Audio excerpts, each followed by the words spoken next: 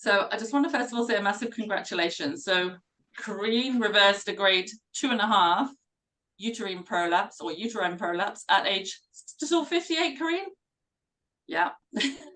And Katie, you're 30 now, right? There was when you were 29 when we started. 30, Yeah, I thought so. I was working out your birthday then earlier. And Katie had a grade 2 rectocele, a grade 2 urethra, and a grade 1 uterine. So really similar to me, except I just had the 3 rectocele. So for anybody who has been given that fear or that belief that the rectocele is the one you can't heal, Katie and I are living proof, because we've both had quite significant ones, that you can. Okay, so I'm just gonna open up the floor for these guys. So who would like to kick off with a question? Did you want to go, Danielle, to start with? Could somebody go? I'm just a bit busy at the minute. Could somebody? Yeah, no worries. Would anyone else like to start with a question? Otherwise, if not, I can start. Anybody else like to ask these guys a question? No. I'll kick off in that case. Question for both of you. What would you say was the most surprising thing with where you're sitting now, having healed everything, that you learned in the Unshakable You blueprint? What was the most surprising thing? Totally. Do you want to start, Kareen, or do you want me to go? It doesn't matter. If you've got it right off, go ahead. I'm good either way. I think the most surprising thing for me was, so obviously I put all of my time and attention into this so I could obviously reverse it, and then I did. Mm-hmm. I think it was like I was excited when I did it, but it was like I had this need to like get back to working out, do all these things, and then it was kind of like it happened, and I was like, okay, I can just go back to normal life. And it wasn't like it wasn't as big as I thought maybe it was going to be. Like I was like, oh, I'll be working out every day, and then it's like, no, I went back to being a mom, working a full-time job. Like it's just life went back to normal. So I think it was interesting in that like aspect for me. Can I ask you another question on that before I go to Karina? Yeah. Why would you? Because I'm sensing part of that is because you didn't just change your physical body, you also changed your beliefs, your views. Do you think that had something to do with it? I think, yes, a lot of the emotional, because it was like I was in a place of fear for so long that like I had to do this. Like it was the end of the world if I didn't. And along the way, it was a great, actually, second question. Along the way, it was like I learned that like these aren't like the biggest things that bring joy in life. It's just something I like to do. So when I have the time for it, then yes, I work it in. But it's not like this dire need that I have to go to the gym every day. Like I like to do those things, but realistically, I'm responsible for a 1-year-old who takes a lot of my time. I have a husband I still need to attend to. I have a house we need to take care of. I work 40 to 50 hours a week. And then it's like where I thought like it was such a big deal that I had to get all of these things done. It was just like I learned that like where the real joy comes from is like what I'm happy doing in the moment. So yes, on the weekend I can get a run in. I could squeak in a workout 2 to 3 times during the week, but it's not to like I was like, oh, if I get this back, I'm going to be running every day and working out every day. And it's just I changed along the way because I realized like where the real joy comes from. And it's like actually getting to spend time with Caden, and it's not stressing out about picking him up. Or it was where the real joy came from of reversing the prolapse was in a very different way, where like I said, like it's about like picking him up, being able to run around with him. I do like helicopter, and I don't have a fear of doing any of those things. So I guess maybe the biggest surprise was it changed where I thought I was going to be afraid, or like how I viewed everything.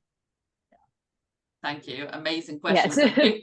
Some big clues in there, which Kareen's going to add to, I'm sure, in a minute, but some big clues in there in terms of how we work for those of you that are brand new. Kareen, same question for you, my friend. Okay, well, the first thing that came to mind, I just got to say it, okay? The first thing that came to mind that really blew my mind about this entire program, I mean, it's a phenomenal process. You put the work in. I was very dedicated. Was going to the bathroom 3 to 4 times a day. Was like, what is going on? That was my biggest. I mean, when you told me that, I'm like, nah, there's no way. No, I don't believe it. But then it happened. It was like, well, this stuff really works. And you know, if you and to realize how much the pelvic floor holds on to emotions, you don't think that. And then I listened to the call last night on the way home, and when you have anxiety, that's just, how did you word that, Jenny?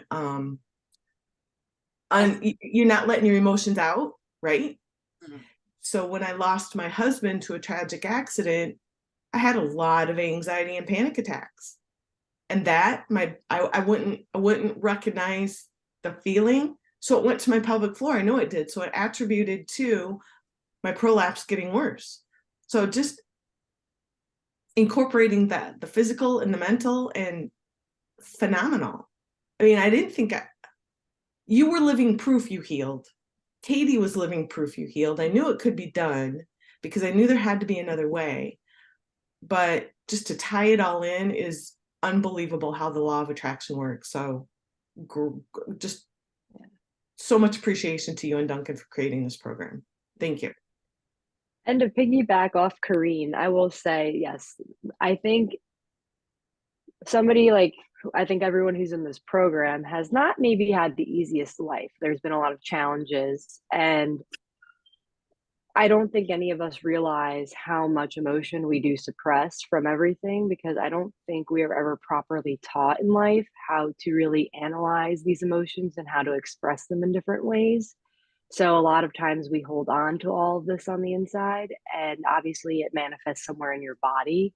So I think, like, kind of going off what Corrine said, is I think it was also very surprising to me as well to know that your emotions played such a big role in this. And when you started to work through, like, I went to therapy for everything that's ever happened to me, and I felt better about it, but I didn't really process it. And I didn't know how to process it until I did this program. And I think it was one of my first calls with you, Jenny, where you said, I'm going to put this out there. And it was more about kind of the childhood trauma.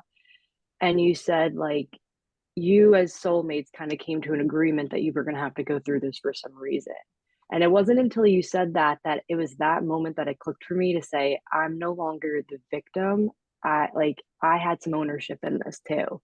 And it, from that day on, like, I haven't been angry about it. I just accepted it, and it's just a part of me, and I'm okay with it. So I think, and I'm sure Corrine had experiences like that too, where we don't actually realize how we feel about the emotion. We just kind of suppress it, and we just hold it down there, and we're like, oh, I'm pissed off this happened to me. Like, why did this happen to me? But when you put it in a different light and you can kind of analyze it in that way, you're like, okay, I can get on board with this. Like, and I felt better about it because I actually processed it in a different way than I never had before. Wow. Well, thank you. For any of the newbies here, I mean, Katie and Corrine answered that beautifully. For those of you that are completely new to us, I know there's a couple. Our programs are a wild ride. You know, you will really, really get to understand what's truly going on in this universe. And it's a bit of a shock at first, but once you truly understand this and you truly know what's going on, you can change anything in your body. So I know there's a couple of new people, so I just want to say, you know, your prolapse and your pelvic floor, it's not a physical issue. It's a spiritual, mental, emotional pattern that is just pointing at that error in your body. So if you can change that, the body will do what it needs to do. So that's, you know, what Katie and Corrine are talking about here. And that's one of the biggest aspects of our program. Plus we have some kick-ass physical stuff as well. But just to put a context around what's that, you know, why these guys are answering in this way. But thank you so much. Danielle, you look like you were chomping at the bit. Have you got a question for us? And I'm so happy you came in your ears. Just wouldn't be the same without you in your ears. Oh, you're on mute, my love. Just need to unmute yourself. I'll let me unmute you. I was trying to hide them and be discreet, no, but you might as well just see them. Let's get them on. Okay, my list is on my phone. So I'll just mute myself and you are. Okay, can you hear me? Oh, Yep. well, you can. I'll assume you can.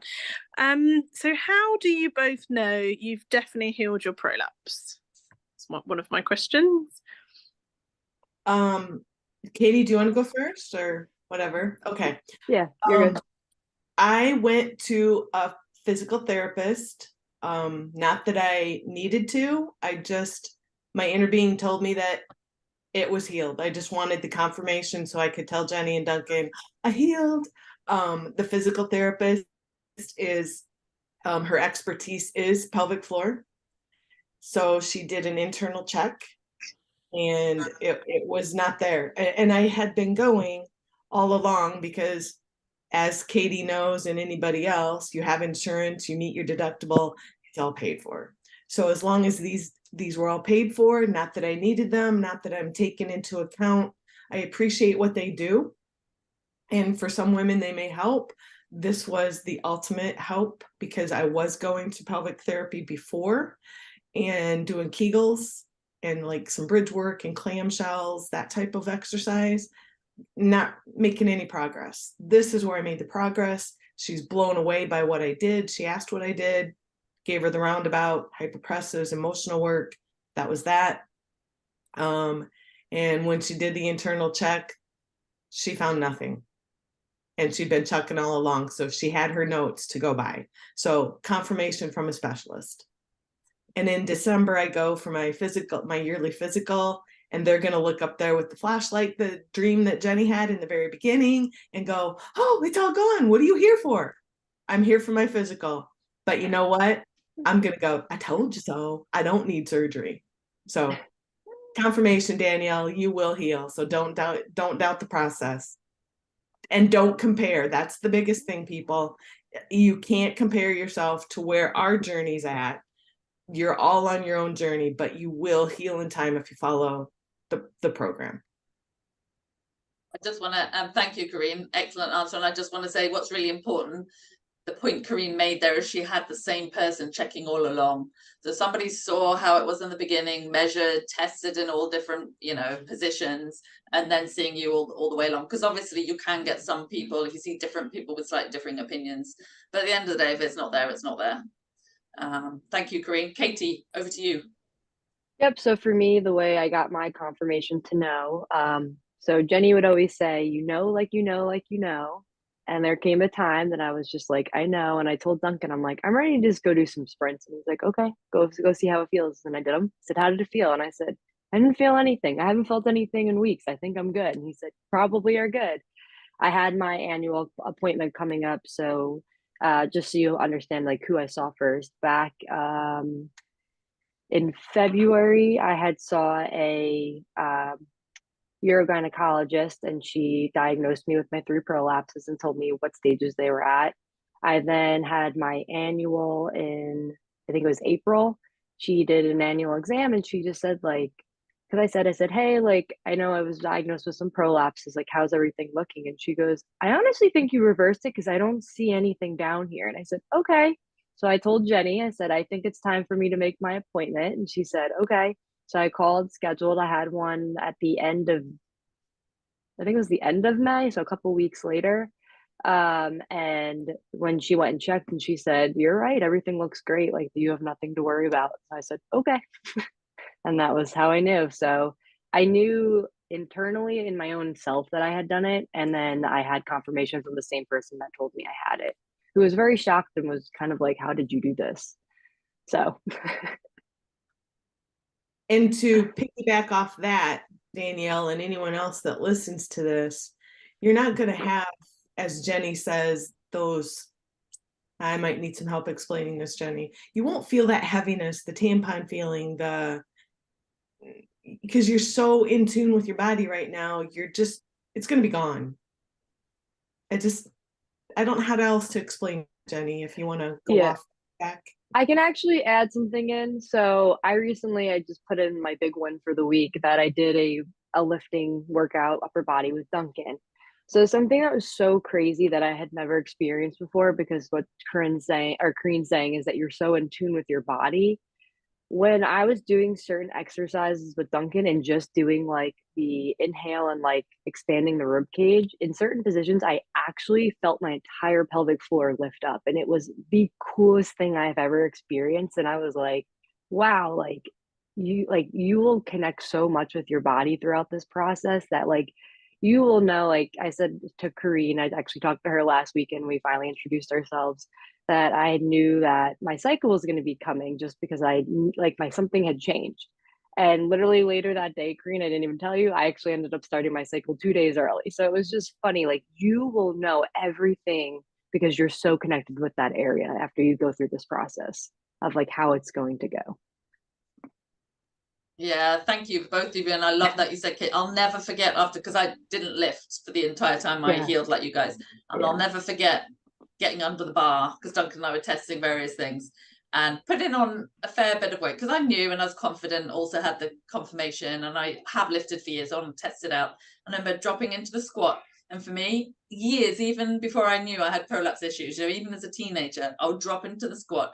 And at the bottom, for those of you who squat, I would always feel wobbly at the bottom of a heavy squat. And I remember just dropping in, and I didn't do a hyperpressive movement. I remember my ribs just expanding, my whole pelvic floor lifting up, and I was like, wow. I mean, and I could literally bench press double what I had ever bench pressed before, because now those core muscles are working, the pelvic floor, and the body knows what to do. When you've ingrained it into the body, the magic just happens. It really is a thing. I don't go on about it too much in the program because everyone's healing and like, don't tell us about weightlifting. But it's, as Katie said, it's better than before, right? Yep. It's just this really cool connection that I would have never have known was even coming. And then I was in certain positions and I'm like, I'm not even doing anything. And it's just like, I feel the entire thing lifting. Like it just knew what to do. It was so cool. Yeah. Love that you brought that up. Thank you guys. I'm sure, have you got, does anybody, I'll just double check before Danielle goes to next question. Could I just ask about that? So when you'd healed and you were starting doing normal life stuff again, did you have to break any beliefs? Was any beliefs about down there holding you back? It doesn't sound like it, but I just wanted to check, because a lot of the stuff I've come along with this program is breaking down beliefs. So I think you do such a good job during the process and program that you break those beliefs down early. So I'll say, like, right before I was doing my first lifting, like I had a call with Jenny because I did like a lower body one before I did the upper body one. And I had done a call with her and we kind of just talked through some things, just like, you know, like what if it came back, or like, and I guess it was more of the what if I brought it back. But after we kind of just did a quick call on that and we talked everything back down, like I didn't have any issues when I did the workout. I didn't have any issues after. And I didn't even have a hesitation during this past week. Like it wasn't even a question in my mind. One thing I do add to that is, remember when, as Jenny would always say, as you're working up the emotional scale and say you're worried about the one thing going on the airplane. I just remember that from Thursday's call. Say you're worried about going on the airplane, and that is worry. So anything you're worried about is related to worry. So it could be, what am I going to have for supper? Or what's it going to feel like if I run or if I walk up the hill? Oh, Jenny, I need your help. The worry, if you break the belief to the worry, you're going to break the belief to all those subjects. You know what I'm trying to say, Jenny? Yeah. So, you know, yes, I was worried about lifting before I had the confirmation. I'm holding off till I get to correct everything from Duncan and Jenny, but I am starting to dip into things small on my own. But I'm not worried because I broke that belief on so many other topics that, like Katie said, if you follow the process, you're going to break those beliefs down along the way. You're not going to think about it. Danielle, Kareen's has explained it beautifully, but to be able to heal, you can't have a worry set point anyway, as you know. So you've got to be in the contentment 50. So you won't even have that pattern by then. You might have the odd little thought that pops into your mind, but because it won't be your dominant set point, because you have to have come out of that to heal anyway, it just won't be an issue then. And there is a phrase that that Jenny always told me to use, and it was just like to remind yourself that your body like knows what it's doing. So it's just like to trust your body and to know your body. And like if I ever like had that like quick low down, like my body knows what to do. My body's strong, my body's got it. And it's just like you kind of talk yourself right back up. And then you over time you don't even think about it anymore. Yeah. Thank you, Katie. And that's why it makes such a great point. Thanks, Katie, for Danielle and anyone else listening. That's why we don't recommend you do any lifting or any of these kinds of things until you've healed, because and you made a great point, Danielle, a great question, because you'll second guess yourself and you'll worry, and then you might worry yourself into something. Whereas if by the time you've healed, you've already dealt with that vibration. So you'd never have a relapse. Like I've never had a relapse. It's coming up 6 years for me soon. You know, and you via the process, as you're already noticing, because you've already let go of a lot of emotion, right, Danielle? So by then it just won't be an issue. And I'm assuming you don't get any symptoms either. The tampon feeling's gone, the heaviness is gone, everything. All of it. Never again. No. Yeah, I lost a lot of my feeling or like those symptoms like a few weeks in, like maybe after a month of the program. And I hadn't felt anything since then. From there it just got stronger and stronger over time. So thank you. I'm literally just wrong person. Okay, there we go. We're good. Welcome, Emma. Great. Does anybody else have a question? Because I know Danielle's got several. She's got some really cool questions, but would anybody else like to jump in with a question? And then we can come back to Danielle's list. I knew Danielle would. I thought I don't need to worry about anything. Danielle's going to come with a list. It's going to be awesome. And everyone else will be asking the same questions anyway. But if you have a question, just jump in now, unmute yourself. If not, just enjoy listening. And Danielle will go for the next one, making my life very easy, Danielle, today. I can always count on One thing you, I want friend. to add that will piggyback to the feeling of the tampon feeling and the heaviness, that does go away. But there might be others out there like me. I fought this along the way. My low back kept giving me fits. Like I felt like my pelvis was out or the sacrum was out. I'd go to the chiropractor. And in the end, at the end of the day, as Jenny would say, I love that phrase. And the chiropractor at the time was my path of least resistance. You have to trust your body. Your body does know what to do. Even in the moment, Jenny said, oh, the cells know what to do and your body knows what to do. And I'm like, how can all this be? That's a lot to take in. But guys, it does. You trust the process. You do it all. You're diligent. It does, because I haven't been to the chiropractor for 2 weeks or more, probably a month.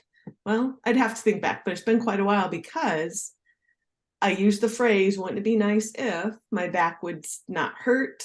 And if I get a pain, like Jenny explained with her rib or her shoulder that day, oh, you're there. Okay, I recognize you. I'm holding resistance in my body. What is this?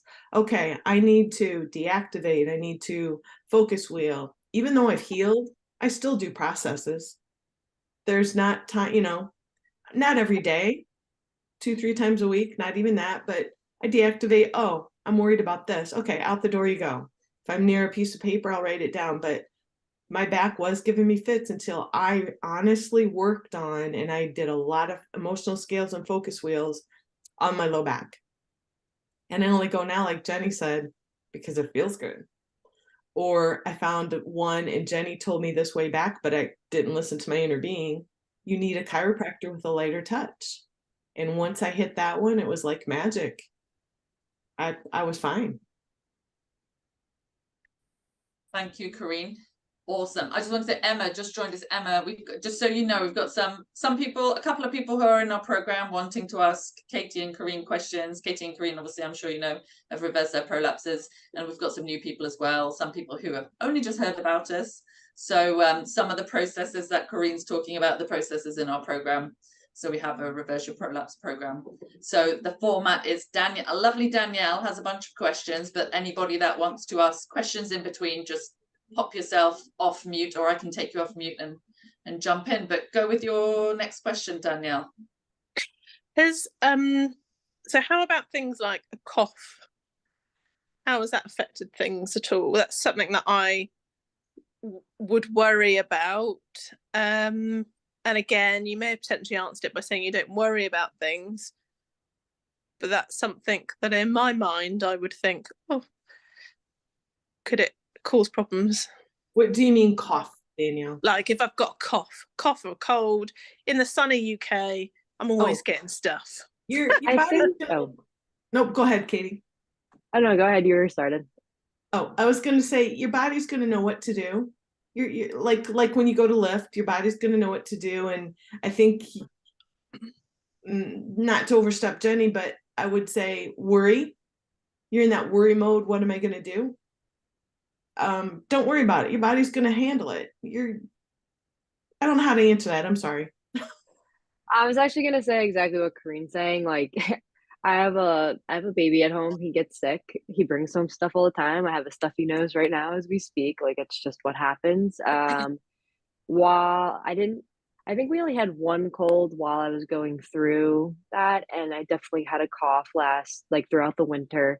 I don't remember really ever worrying about it, and I don't know if it was just because I was further along in the program where I knew it wasn't going to make any impact, but I would just say that if you're worrying about it, you probably have some like resistance or some like emotional work you just need to like kind of do through a process on it. So I don't think coughing, or if you were to get like a stomach bug and you were, got sick, I don't think it's like, me personally, I would never think that it was going to affect my pelvic floor. Like, yes, it could cause pressure down there, but it's not going to make anything worse. It's just part of, your body's going to know what to do, kind of what Kareen was saying. And I think if you just don't focus your attention on that and just focus your attention on healing your body and getting better, like your sickness will go a lot shorter and you'll be good to go. Love that. Answering for wonderful, guys, gold star. But yeah, Danielle, so just for everybody who's new, to explain, a prolapse or a pelvic floor issue comes from an emotional vibration that you're doing a lot of the time, not all the time, of vulnerability and insecurity. Danielle's doing really well in our program, so she's moving up to more of a worry set point now, and things manifest in the physical body, so they create in the physical body from worry down. So along the way, I had setbacks. So within the 9 months it took me to heal, like Kareen had issues with her back, I had the tampon feeling back, I think, once, and I had I've just sometimes sense tension there, but once it was healed, and it's obviously been healed almost 6 years now, I've never had anything there again, and of course, we're human beings, so I've been down that emotional scale. But because you know what to do, and because you no longer feel vulnerable, and because worry's no longer your set point, and you have tools, exactly as Katie and Kareen said, you won't hang there very long, and you won't really manifest in the physical anymore. So physical issues are chronic, are pointing to chronic emotional set points. So if you don't let them go on for so long, and you don't let them really get out of control, because you understand, no judgment to you guys with them now, obviously, because no one's told you how to do this. Once you know how to do that, you'll never let it get that far, Danielle. You know what to do. You'll catch it early. You'll think, I got a cough. Okay, this means I got a bit of this going on. Let me tune this up with the process, that whatever process. It'll never go so far to a prolapse ever again. Ever. I can promise you, hand on heart, my friend Danielle, when you've reversed this, I can promise you 100%, I'll go all out. You'll never manifest that again, because a prolapse is extreme. That's decades and decades of some serious insecurity, vulnerability, and worry. And you can probably see from the program already, Dan, you're not going to go back there ever again. You can't. You know too much now. But right now, it's normal. Remember, I always do this, that your progress is a bit like this. That's normal. But once you hit that point, you're never going to create something like this ever again. Back in the day when I worked with clients with cancer, and bear in mind, this is like 20 years ago with some of the first clients I ever worked with, and I'm in touch with lots of them still, none of them ever got cancer again. They might get an odd cold, but they don't worry that an odd cold is going to send their cells rogue and they're going to get cancer or leukemia or something like that again. So once you understand this stuff, because we don't just teach processes, we also teach how the entire universe works. I was just saying, Emma, to the others, that it's a wild ride with us, but it's really worth it. You have to be a certain type of person to sign up to the wild ride. But when you get it, you can't undo it. right, guys? I don't know if you guys agree with that. Yeah, you won't. We, all three of us, could say, we might seem like they're crazy, you know, specialists are not agreeing to it, but all three of us are living proof, and we can say hands on heart, once you've healed it, it's a done deal, because you're not going to go back to living that way again. Because once you know this stuff, you can't go back. It's an impossibility. It's as real as gravity. Yes. Good. I'll get off my speech there. Getting all passionate there. Does anyone else have a question? Do you want to add, Corinne, that you follow 6 emotional skills? Yes, Corinne's just mentioning that we have a lot of tools, a lot of emotions within the actual program that obviously help you to do this. Esther Hicks has given our program big stamp of approval, and so has Joe Dispenza, actually. So we're allowed to use lots of their techniques, and I've, niched it all to our work. So thank you for that, Corinne. Anybody else want to unmute themselves to ask anything? Otherwise, I'll give you a minute. Otherwise, I presume you have more questions otherwise? So, yeah, she's looking at that serious. She's got plenty. Great. Should we be worried, Danielle? No, I just ask a million questions about everything in life, especially these kind of things. I love it. You don't know till you know.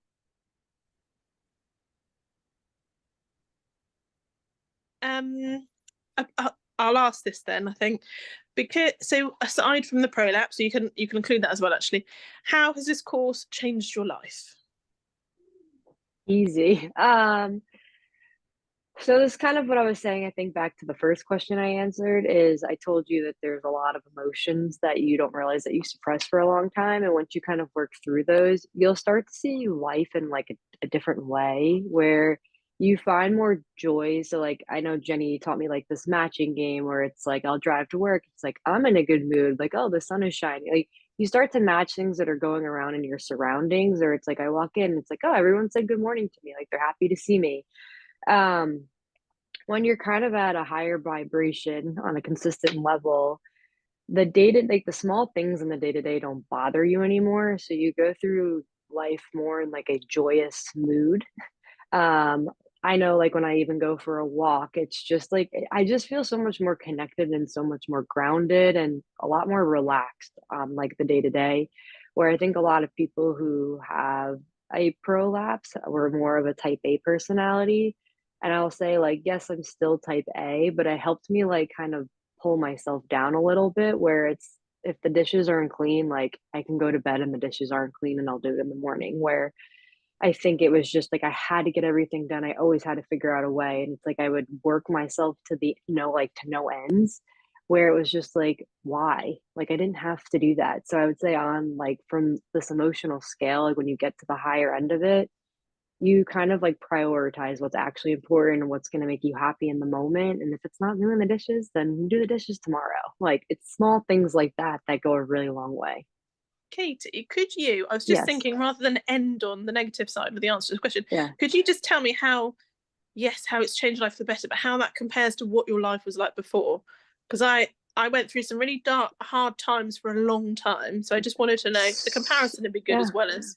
I'll be very vulnerable and tell you who I was before I started this program. So I was somebody who was a very hard worker. I'm very divulged into my career. And I kind of, I think, would distract myself from a lot. So you have all this negative emotion, right? So instead of dealing with it, what's the best way to not deal with it? Distract yourself. So I would work long hours. When I had my free time, I'd be like, oh, I'm in a bad mood. I'm just going to go run it off. Like, I always distracted myself, where that's no longer what I want to do. If I'm actually feeling an emotion, I allow myself to feel it, and I'll meditate, or I'll journal about it, or I'll like process, like, kind of like, I'll work through the emotions now where I never did before. So it leaves me in a better mood a lot of the time, where it's just like I feel free and I feel loved and I feel connected to myself. Does that answer your question or help kind of? So I guess cry in a corner as soon as my dreams calling's coming true here. I guess before I started the program, I thought I was happy, but I was not happy at all. And I am now a very happy, connected soul of a person. Thank you. It's good to know. Yes. Yes.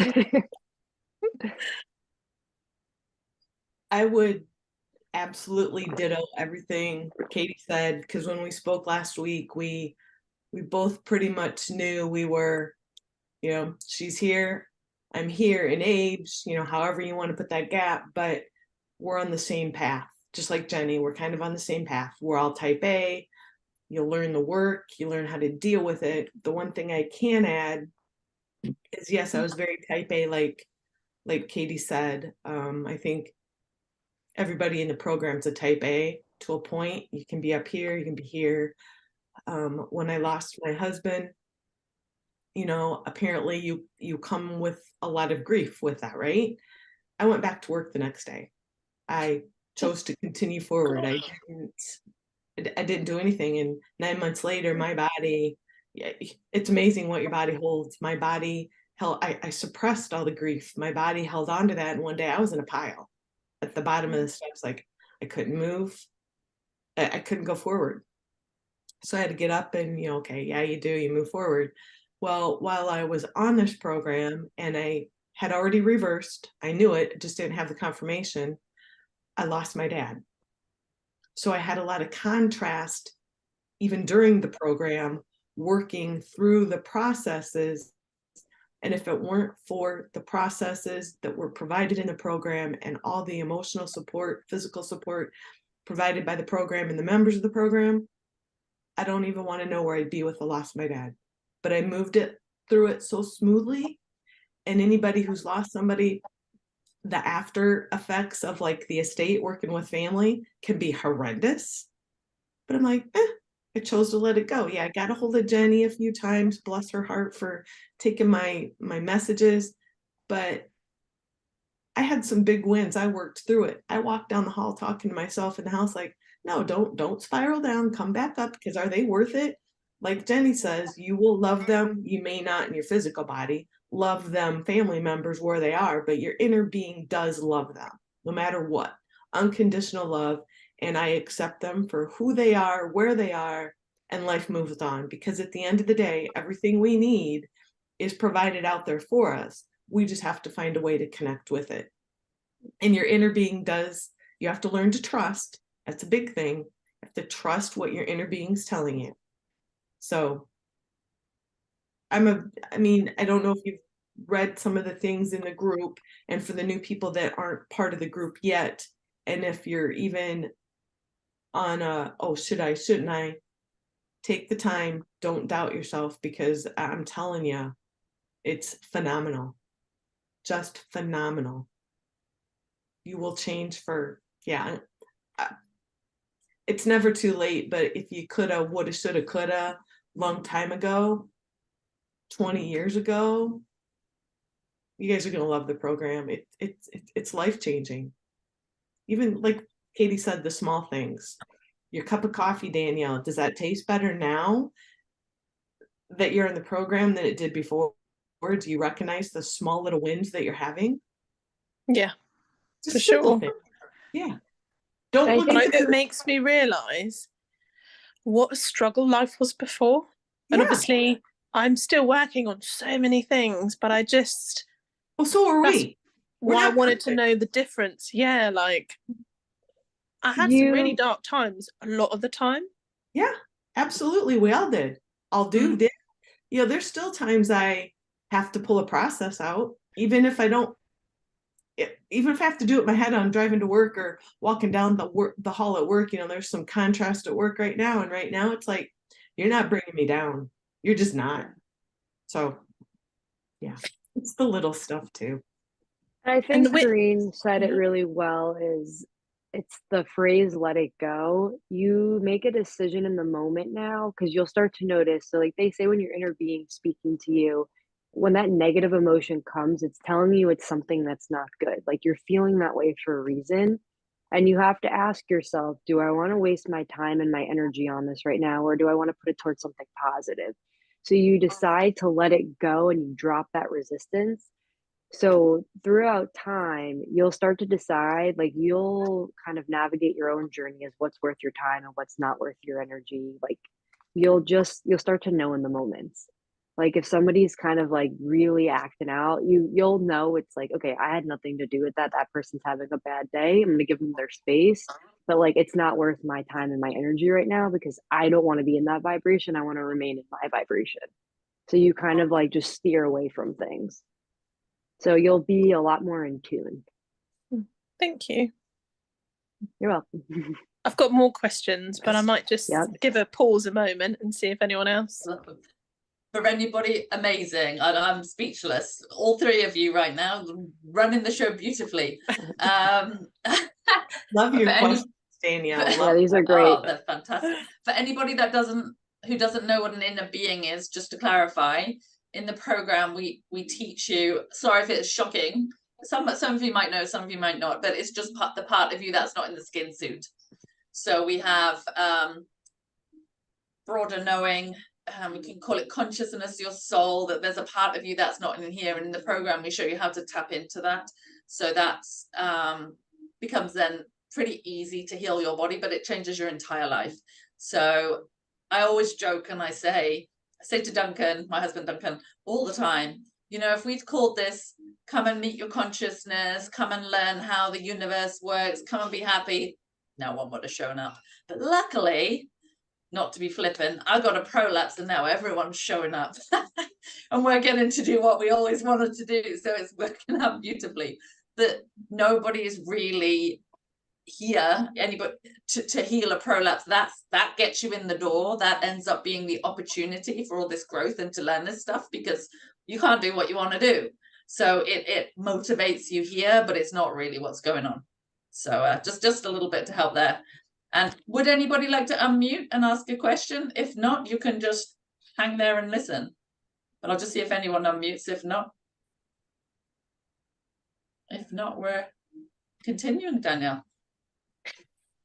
Have any of your, so I think quite a few of us on the program I've noticed have challenging relationships around themselves, whether it's with your parents or siblings or etc. So what relationships have changed during your time on the course? I can attest to this one. And Katie, if you want to go first, go ahead. Go ahead. It's all you.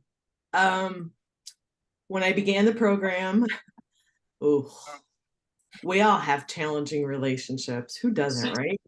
My family's the most, you may think my family is the most messed up family there is, but you know what? There's others out there too. There's other words I want to use, but we're recording, so I'm not going to. I'm being very good. You see, I have my WTF doll. That's for Duncan. Anyway. Okay, so I have 3 daughters. I have 3 daughters that don't speak to me. For whatever reason, I still love them. I still send them love every day and I write. I just do my thing. When I got divorced, they chose to take their dad's side because of money. I have 2 brothers. I'm the oldest that did the same thing. And with this program, you learn what's important and what's not important. And I have done all the things to try to make it better. I've done all the reconnecting, and they go back and it rehappens. And it's just like you work through the processes, because family does not have to be blood.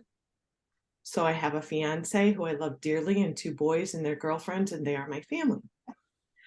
With the death of my dad, his last wish was that the 3 of us kids would reconnect. And we did. And I thought it was great. And I overlooked everything and I thought, oh, this is great. Wow, we're gonna have family again. Well, things didn't change on their end, but they did my end. The connection's still there. It's still gonna be a struggle, but I've done a lot of emotional scales and focus wheels on this. They'll come around in their time, and as Jenny talks, and we've dropped the words here, our inner being knows, you know, that it will be okay. It is what it is. And this is Earth side, and this is how it's supposed to be. And I love them no matter what, where they are in the moment. The same with my girls. And I do have a reconnection with one of my daughters and my grandchild because of this program. I know it's because of this program. And that just makes me feel so good. She sent me pictures of my grandson that I have not met yet, but just having the pictures is amazing. So this program will change your life indefinitely. And will it mend all the relationships? I'm going to say on my aspect right now, no, it hasn't, but it not giving up hope, because I'm going to keep doing processes and sending them love and hope that within time it will. And if not, when I'm not Earth side or they're not Earth side, I know I can still connect with the spirit part and have a good relationship. Thank you, Corinne. Mm-hmm. So Thank the you, best Corinne. Can I just throw one? Sorry, Kate, just throw one little thing, and I was going to say, add something. Corinne's done an amazing job. You know, the one thing you will learn in the program a lot is you can't change other people. You can't create into their consciousness. You can't make them do anything, but you will elicit the best side of more people. And some people, those relationships may not come back, but as Corinne's demonstrating, you will be at peace with that. So it's, you know, whilst you maybe can't always change some of them, you can get your own peace and your own happiness regardless of that. So yeah, thanks, Corinne. I'll let you go, Katie. Sorry for interrupting you. Actually, Jenny did a good, or her little speech kind of will align with what I'm about to say. So probably the hardest relationship I've had for the last couple years is actually my oldest brother. So I'm one of 5 kids, and my oldest brother stopped speaking to the rest of our family. And it was really hard at first. And the biggest reason was, and I'm okay with saying this, was because he didn't really have a good relationship with a lot of us. And specifically when we were getting married, my husband Corey chose not to put him in the bridal party. And it was because I think they have maybe spoke 2 to 3 times in the entire time me and my husband were dating at the time. And my brother took that very personal and stopped talking to everyone because of it. And that was hard on me because it was like I was the final, I guess I was like, the straw that broke the camel's back.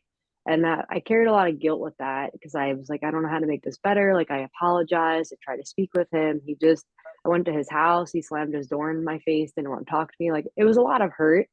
And it was just from something so small, but it clearly impacted him in a different way. So I did my part and I apologized the best that I could. And I said, I understand how you feel. And I tried to get on that level with him. And during this process is the first time that I can say that I know that I did everything on my end to try and to heal and fix the relationship.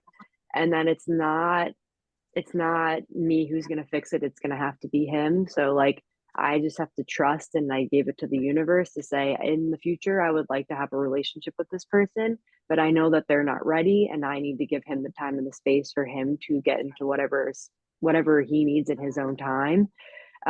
So I'm like, I was just up in New York, so I'm from New York, and I live down in Virginia now, but I was up there a couple of weeks ago, back in September, and I reached out to him and said, hey, if you're still looking to talk, because we hadn't spoken in a year, I said, if you're still looking to talk, I'm going to be coming up to New York if you'd like to meet up. He didn't answer me for 2 weeks and then sent me a text back and said, what dates are you here? I sent them to him, and and I said, he said, that doesn't work with my schedule. I said, well, what is your schedule? Never answered. So he had no wanting to ever see me. So it was weird. Normally I would be so hurt by that, but I honestly just didn't care. Like, he just isn't ready, and I accept that, and I'm just, whenever he's ready, he'll talk to me. So I would say, so for that, that's probably the relationship that has hurt me the most, but it's throughout this process, I am now okay with it because I know I've done everything on my end to try to make it right, and that person will have to do that on their end as well to make it work. That's phenomenal, Katie. I do want to say something that's helped me out too was, wouldn't it be nice if, that phrase Jenny tells us to use, wouldn't it be nice if in the future, you know, I could have a relationship. I did that a lot. I did a lot of emotional scales on my girls. And like Katie said, you have to love them more, and Jenny too. Not trying to exclude anyone, but you love them for who they are, where they are, and you can't change them because it won't work. It just won't work. You're fighting against, that's your contrast. Yeah. And yeah, I'm at very much peace. You can add one more relationship in there for me. I have the most messed up family. Attributes to part of why I'm here is trauma in my childhood with my mother. I don't speak to her. I haven't spoken to her for 25 years. She's not my mother. She may have given birth to me, so she's my maternal thing. I had a stepmother who was phenomenal, my dad's second marriage, and she's my mom. She's on the other side now, and I speak to her all the time in meditation. And the other maternal thing, I have forgiven her. I don't forget, but I've forgiven her. I've moved on, and she is who she is, and she's the one that has to deal with that on her end. She doesn't think she's done anything wrong, but okay, that's fine. And I'll send you love, but that's it. I will never try to repair that relationship. And on the other side, when she does pass, there will be a relationship. I know there will be, because our inner beings do love each other. So, like Katie said, that's perfect. You're at peace with how things are, but I still wish and hope for, wouldn't it be nice if I get to see all my grandchildren in the future on this side of the earth plane. So, or as Jenny says too, the wild, wild west of earth. It is pretty wild ride here, guys. So just this program makes the ride a little less intense. This just comes to my mind now. Have either of you, has anybody noticed a change in you? Because outwardly we must have changed a lot. Yes. And what have they noticed? It's kind of what I've been. Go ahead, Katie. Sorry. No, go ahead. I was going to say, you as a person, this is what I was kind of talking about, because like as you work through like negative emotions and you start to have more positive thoughts, you're a lot more aware of when there's negative contrast in your body. So then you kind of reflect back in and you say like, why am I feeling this way? Is this like an internal thing? Is it something this person's doing? And you're just, I would say the way I've changed is I'm just so much more aware of what's going on. And like, I remind myself that I'm in control of my own thoughts and feelings. So when I start to notice contrast in my body, I'm way quicker to be like, oh, I gotta kind of squash this now and figure out what's going on. And I allow myself to feel that emotion and then I work right through it. So as you work other processes, it's weird because you won't be like doing an emotional scale, like reading you'll just kind of start to do it and be like, why did that just make me jealous? Like why, like, and then you start to talk yourself right back through and up it. And like you do a process without even knowing you're doing the process. Because like you'll question yourself and say, should I be feeling that way? I probably shouldn't be feeling that way. And then you just work right through it. So I do that a lot all the time. Like I will just go right back up.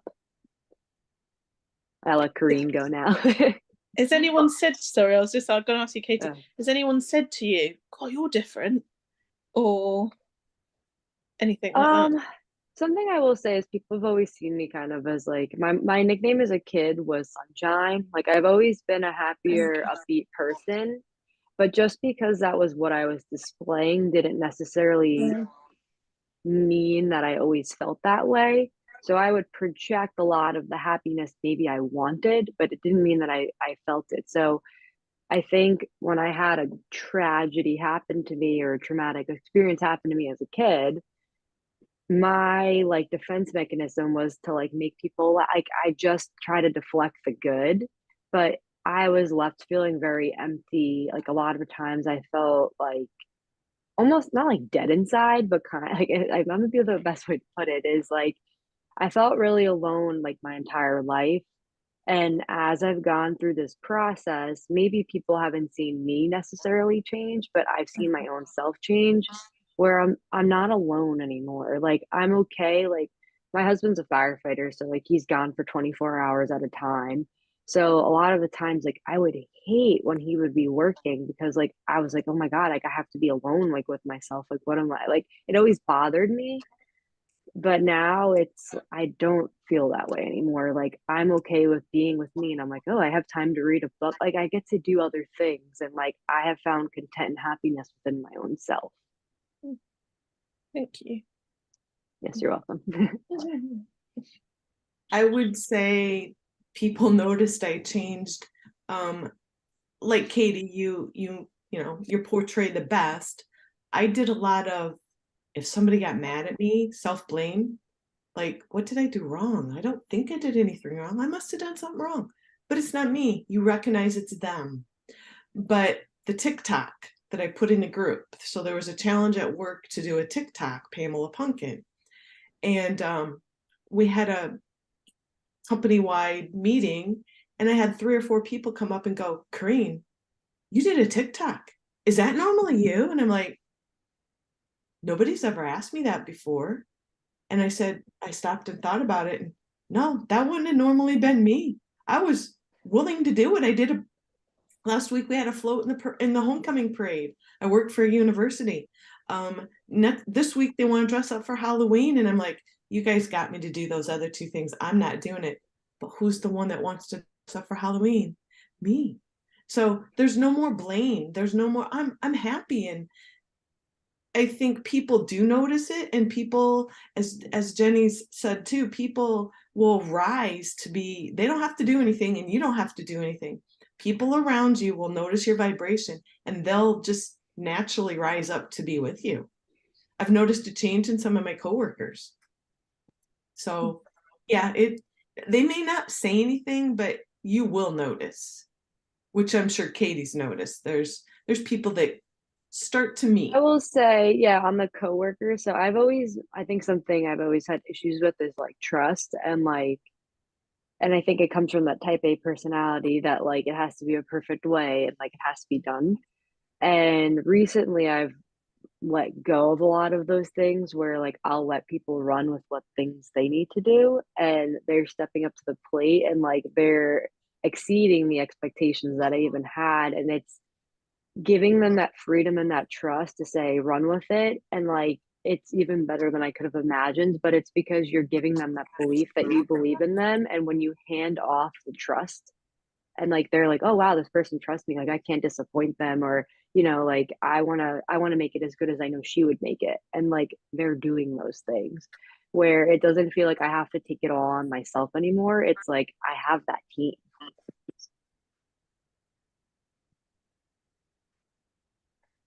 Danielle, thank you for asking these questions. I'm sure everyone else is appreciating them because I'm gets, normally doing the coach and I'm getting to sit here and listen to this and I'm like, wow, you two.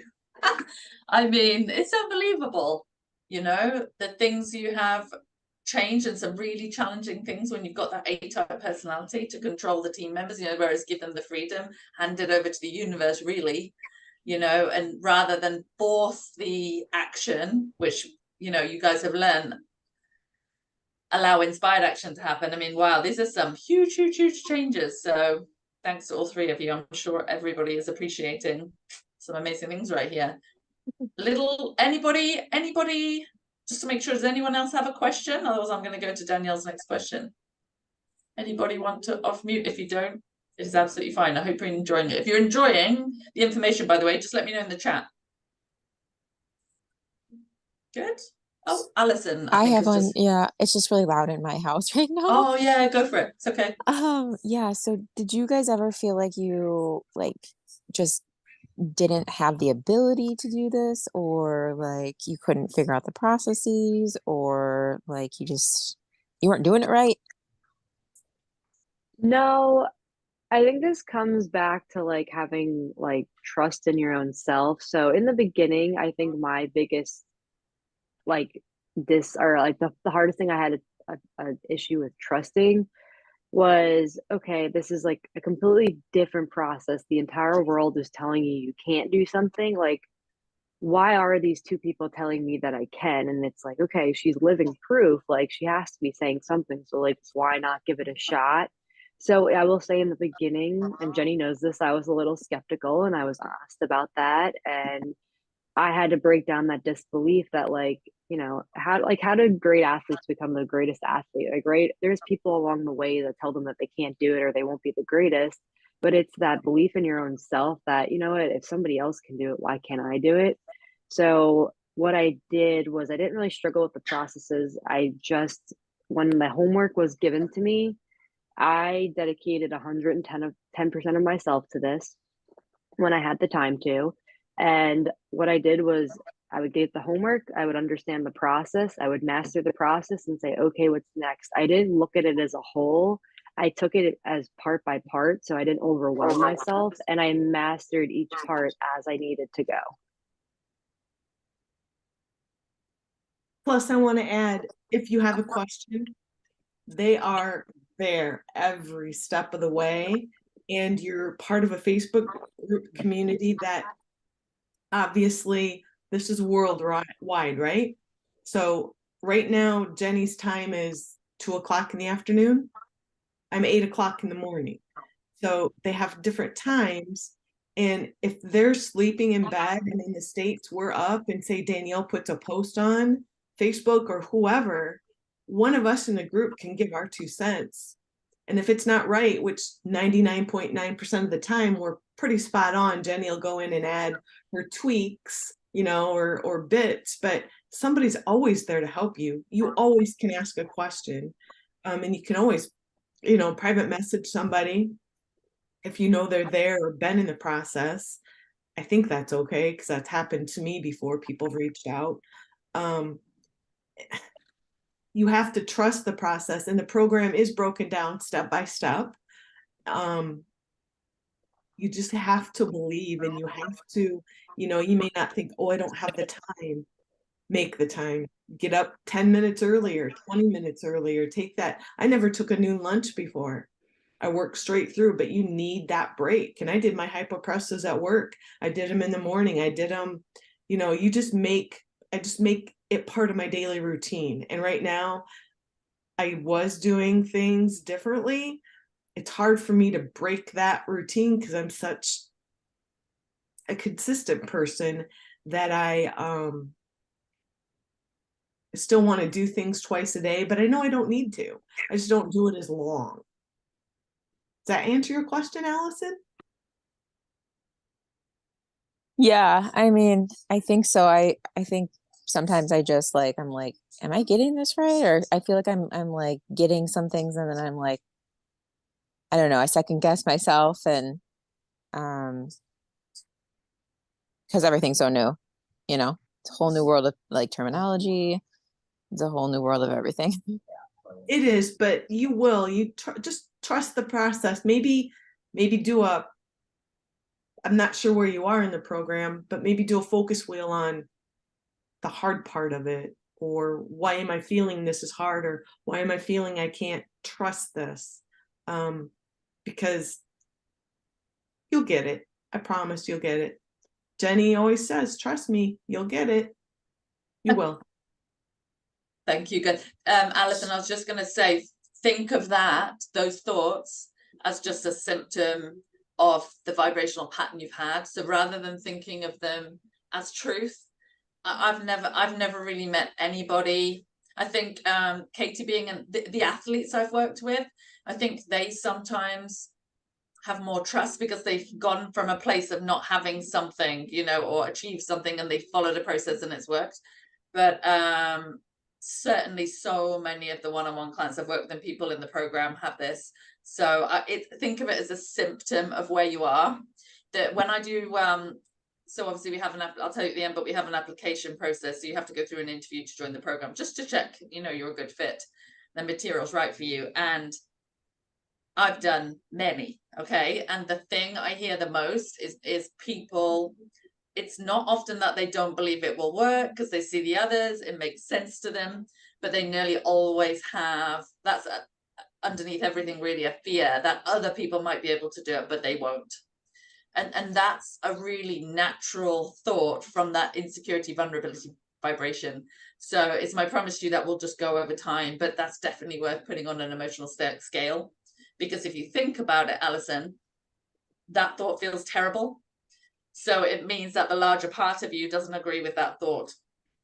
So for everyone listening, negative thoughts means that the larger part of you, your consciousness, has a different perspective. So it's not even true anyway. So acknowledge it. It's understandable. Don't make yourself wrong for it, but it's just part of the process. Katie won't mind me saying, but Katie's, do you remember what your biggest fear was right at the beginning? You probably don't even want to be reminded, but I do. You can say it. It was letting Duncan and I down. Oh yeah, you're right. Yeah. Yeah. Don't think about that anymore. You've clearly moved on. I have this, like, there's some things in life I cannot remember at all. I mean, some things, seriously, I just can't. But when it comes to things that people said to me in the beginning of programs, or the very first time I meet people, like, yeah, I'm just saying, Danielle, because you're with your camera on now, and Corinne, I can remember, like, photographically the conversation we had, and Corinne, I don't know what, it's almost like my consciousness does this, so I can see that, I can constantly see the improvement, and I go back there. But it's this weird thing I have, and I remember that moment really vividly, Katie, where you know, that was one of your greatest fear, letting us down. And I remember saying to you, I remember saying to you, it's not a word, I made it up, but saying, I'm unlet down the bowl. You can't let me down because I'm not in that vibration, you know. Yeah. But that's similar to what Alison's talking about here, which is just that self-doubt, you know. Yeah. So Alison, you are not alone, I promise you. Even I knew it could be done. That I knew 1000%, because I had been in this world for decades. So I knew it could be healed. But did I believe every single step of the way I could heal? No, of course I didn't. But I dealt with that. I didn't let that run wild. I didn't allow it to go to tons of insecurity. I kept processing it, mostly with the emotional scale. These are processes for those of you that don't know in our program, and deactive box. I just kept it at bay. And even when, you know, I was recruiting people for our program, and Duncan and I decided to make this a program, there's still part of me going, is this gonna work? Like, is this a thing? But I didn't let myself go there very often. I just kept tuning it up because I could feel a strong calling for it, you know, and a desire to help people. So I just, yeah, it's really normal, Alison. It's all good, my friend. Great question though. Danielle said her battery is about to run out, but I've got all of her questions here. Does anybody else want to jump in? Emma, Melinda, Rosalie, I put her on anonymous just because it was showing her telephone number. Give everyone her telephone number. Would you guys like to ask Mandy as well? Anybody, anything? Are you happy listening? I don't think anybody. Has anybody come off mute? I don't think so. Did you want to go with your next question, Danielle? Yeah. Just to check, Katie, Corinne, are you okay for sort of, because I said a max of an hour and a half, are you guys okay for another 10 minutes or so? Yeah, absolutely. You're not exhausted by all this this mental demands on the questions. Okay. With so a general overview of your healing journey. I'm not talking about just prolapse, I'm talking about on this course, or the general trajectory. So what were some challenges you faced? What were some light bulb moments? Just a general overview of that, if that makes sense. So I think Jenny kind of just jokingly said what my biggest fear is. So I'm somebody who is so fearful of failing and letting people down, which I honestly even forgot that was one of my biggest fears in the beginning of this program. Was they kept saying how much success that, you know, they were going to help bring, and I was like, oh my God, what if I am like the one person that they can't fix? And like I had this crazy fear. But I remember there was a day, so I had already gone through so I started the program in January, and February was when I went to go see the urogynecologist. And that day, it was definitely a little bit of a setback, not as bad as I would have expected it to be, because, you know, it's hard. It was just, Jenny gave me a good advice to say, this is just a reminder of where Like it's kind of just a set point of where you are. Like just look at it that way. It's just a measurement of where you are and where you're going to go to.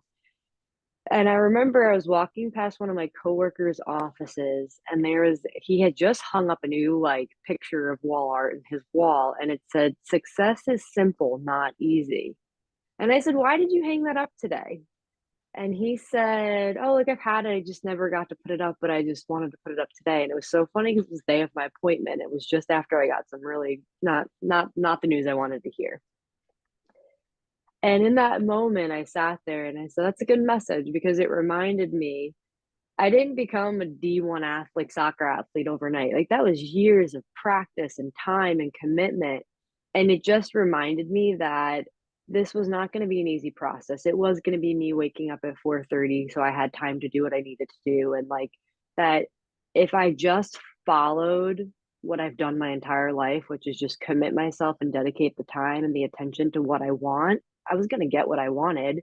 It was just going to take a lot longer than I thought it was, or it might take longer than I wanted it to be. But I think that day was a big set point, like back for me. But I also got a message delivered to me that basically reminded me to believe in myself, that anything that I want is possible. But I just am going to have to commit my time and put all the dedication back into myself. And from that point on, I had a conversation with my husband to be like, all right, what I need to do is get my pelvis back in alignment. Like I'm going to the chiropractor twice a week. Like the expectations I need from you to give 110% of myself to this program and to myself and my body. I need you to start going to the grocery store. I need you to start helping with Kaden. Like these are the things I need for you to make me successful. Like, can you partner with me in this? And he was like, absolutely. And like that changed our relationship because like he cared enough to help me get back to my best self, because he knew that the greater outcome was that he was going to get an amazing mother and amazing wife if I could do this.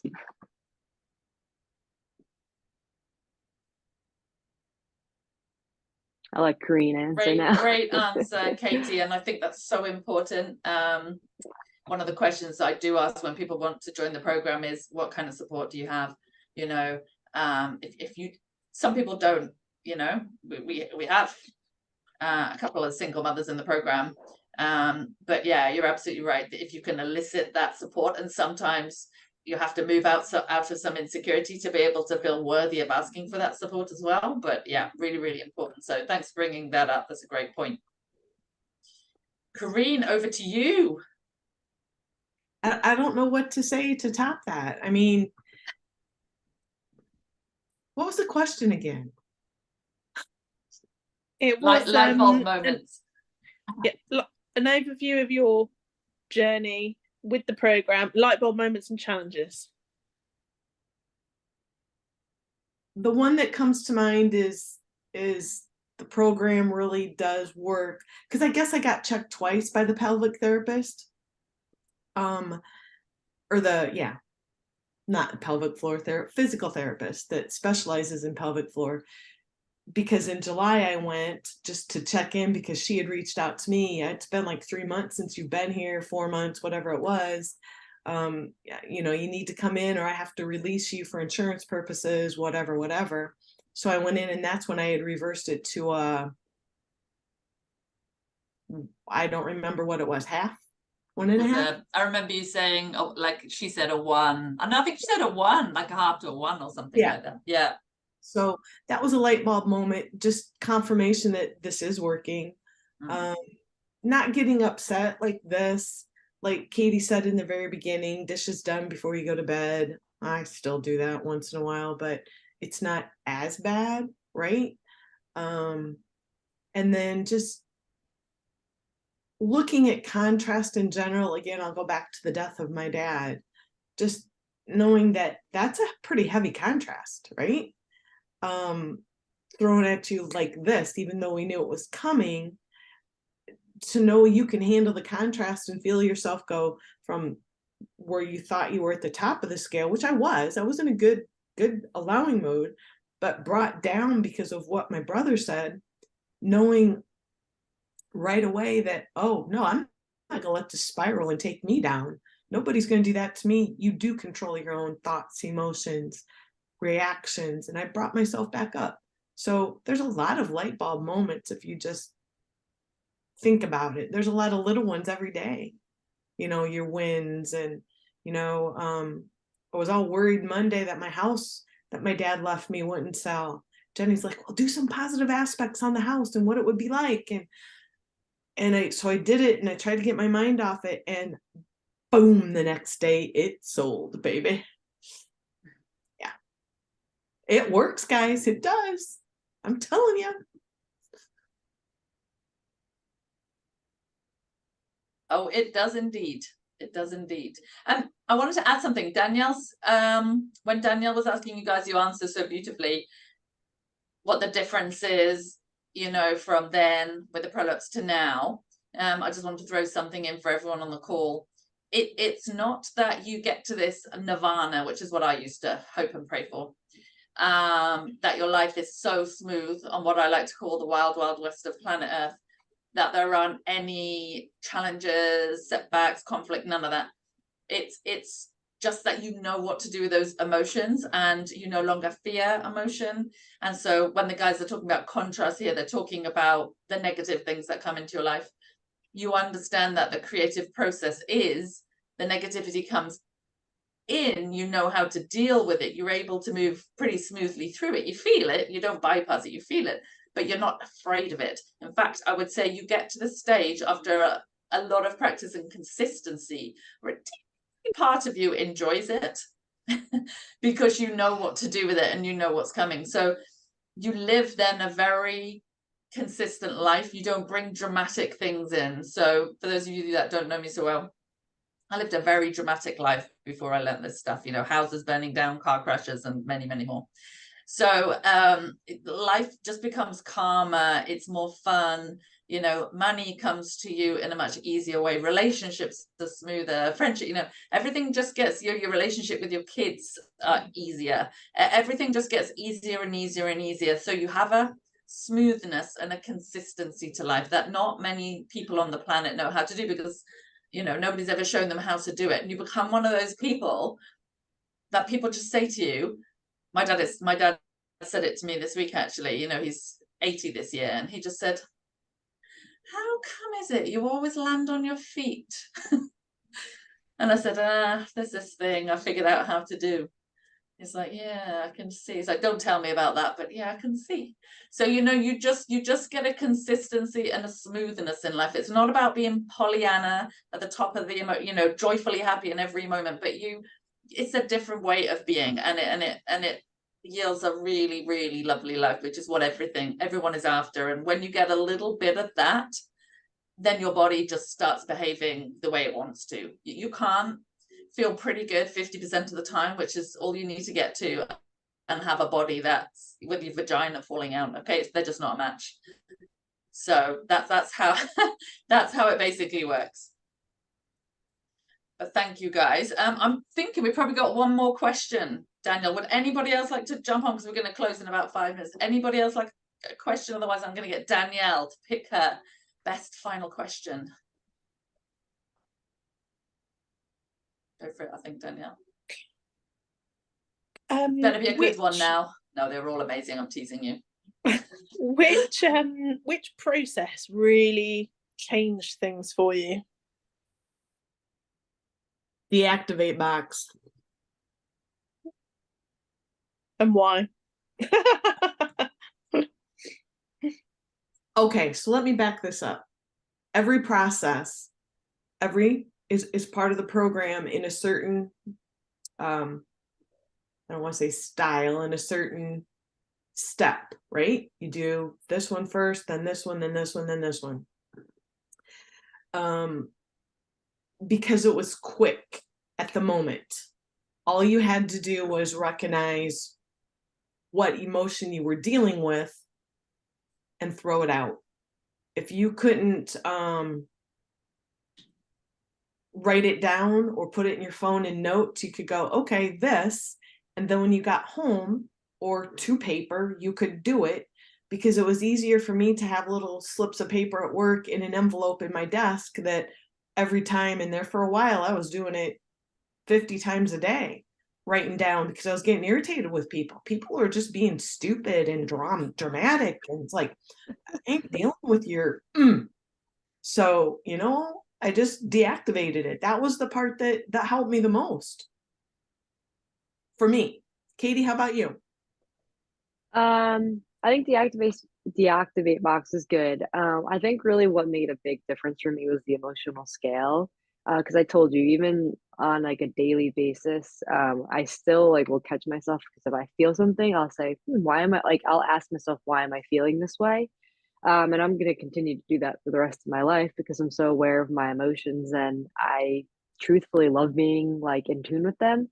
Um, I think the reason I preferred that one over the others is because I'm a very analytical person, so I always want to understand the why behind everything. So when I feel the emotion, that's why I ask myself the question like, why did I just get that emotion? And then I kind of talk myself through it, and then I get to the top being like, no, like, and I kind of explain like my own way of kind of getting there. So I think it has helped me understand myself a lot more and my own thought processes. So I would say emotional scale for me.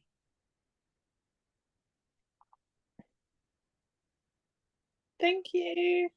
Danielle, I'd like welcome. to ask you which is for the others. So by the way, guys, obviously those of you, you know, that are new to this, that we just use, Duncan and I have a lot of processes that we've used. So for those of you that don't know us, him and I have been we realized the other day, we've been coaching together since 2007. But we were doing obviously our own work before that as well. But we worked out we've got about nearly 50 years of experience between the two of us. We were like, so yeah, you know, we what we've done for this program is we've really condensed it down to the absolute things you absolutely need to heal, because we had a really good conversation before we created our program saying, what can we chop out so that these women with jobs and kids and everything else are not overwhelmed, you know, just chunk it right down to the bare minimum, you know, what I did to heal basically. So my favorite process will always be till the end of time, the emotional scale. There are positive ones you can do later, which are great, but that's the one that really helped me the most in the beginning. But I want to ask you, Danielle, which one do you like the most so far? Which has helped you the most? I would initially have said the emotional scale. However, I've been dabbling in with the focus wheel. Yeah. And I would say that one just takes me to the only way I can describe it, to euphoria. Whereas the emotional scale, it gets me up. That's more like logical, and that's like me, quite listy, sciencey minded. But the emotional, the focus wheel, just, I don't know, and I don't know if I'm kind of melding it with positive aspects. So I may not have grasped it correct. However, no, you're doing it beautifully. It's amazing, really. Yeah. How, so for me that tops it, because that takes me up.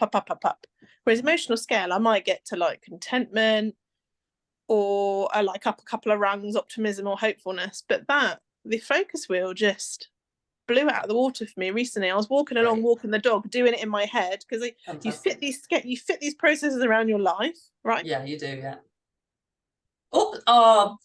She ran out. I will fill in. Danielle did tell me her battery was going to go. Look, it's because it's 1 minute over, so it's meant to be. But just for me to conclude, that we use processes that have different requirements. We've really tailored them to how you're feeling as you progress through the program. So, you know, some things don't work when you're insecure and depressed, but will work when you're more hopeful. So Danielle's just doing a great job and singing the praises of one of the processes there that's a bit more technical and really requires you to you know, change your beliefs a little bit more. But listen, I'm going to let Katie and Corinne go. Thank you from the bottom of my heart, the two of you, for doing everything you did, because mine and Duncan's huge calling in the world is to, you know, help women change their lives and live really joyful lives. And without you guys demonstrating that it works, you know, we couldn't do that. So we'll be eternally grateful to the two of you. And I just want to say thank you to everyone who turned up today, and I hope it was helpful for you. I hope you enjoyed it. And yeah, I don't know if you guys like to say anything to close. No, just thank you for the opportunity to get to kind of answer questions for people who are going through something similar that both Kareen and I did go through. And it's not the easiest process to go through, but if you bring in some trust and hope and belief, you're going to do great. Yeah. Absolutely. And I'm going to say something that I think I can speak on Katie's behalf to Unshakable You program and the creators, Duncan and Jenny. Will forever be grateful and shining my light. Any of you are wondering about that? I had a dream when we started the beta version of our program. I had a dream that, because we signed up initially 13 women into our test program of this program, and I had a dream the night before it started that the gynecologist, actually a urogynecologist, I remember, urogynecologist was across their white uniform, went along with a flashlight to each one of them, as in, giving them an internal examination. And at the end, he came to me and he said, they've all healed, every single one of them. There are no prolapses present. I remember waking up in the morning going, yes, let's do this, Duncan. We're on it. Let's go and change this belief in the world. And so listen, for those of you that want to know more, if you go to our website, so it's www.unshakableyou.com, you can either sign up. Your next step would be to sign up to a masterclass to find out a little bit more, to see if the information resonates with you. Or if you are literally at the action taking stage on the website there, you can also apply to our program if you're interested. But it is, it's nothing scary, but I will take you through an interview process for an hour just to check that the program is right for you, and obviously you are right for us. So yeah, those will be the next stages. Duncan does also run some taster hyperpressive workshops as well, but you'll find all of that on the website, or you can contact me directly by messenger or email as well, which you've got my email address now if you've applied to this. Okay, everybody, thank you so much. Enjoy the rest of your Saturday. And much love from the Dunkster and I on behalf of Unshakable You. Bye, everyone. Bye. You guys have a great Bye, day. take care. Bye. Bye, everybody. Have a great day. Bye.